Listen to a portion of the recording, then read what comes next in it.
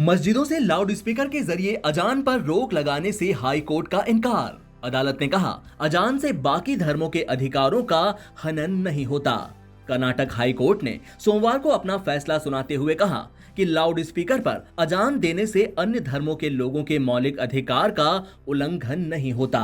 अदालत ने मस्जिदों को लाउड स्पीकर पर अजान देने से रोकने का आदेश देने से इनकार कर दिया।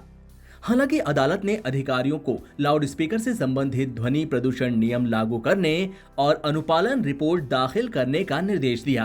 कार्यवाहक मुख्य न्यायाधीश न्यायमूर्ति आलोक आराधे के नेतृत्व वाली खंडपीठ ने बेंगलुरु के निवासी मंजूनाथ एस हलावर की एक जनहित याचिका पर सुनवाई दी।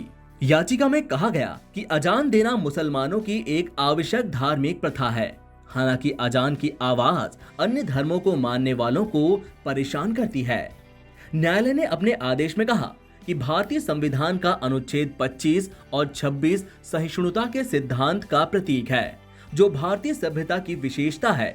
संविधान का अनुच्छेद 25(1) लोगों को स्वतंत्र रूप से अपने धर्म को मानने और उसका प्रचार करने का मौलिक अधिकार प्रदान करता है।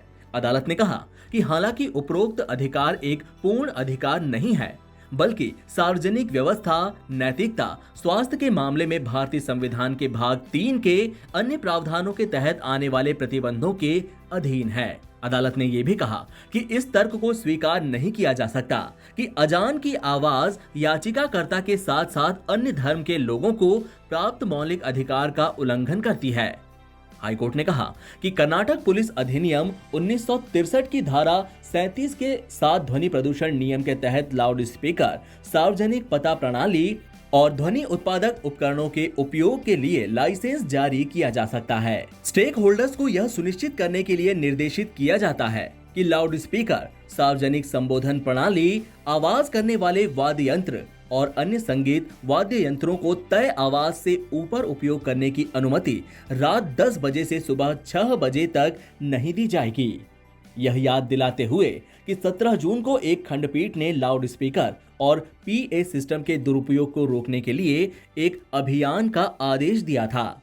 अदालत ने कहा कि प्रतिवादी उन निर्देशों का पालन करेंगे और 8 सप्ताह के भीतर अनुपालन रिपोर्ट दाखिल करेंगे। एनबीटी ऑनलाइन की रिपोर्ट।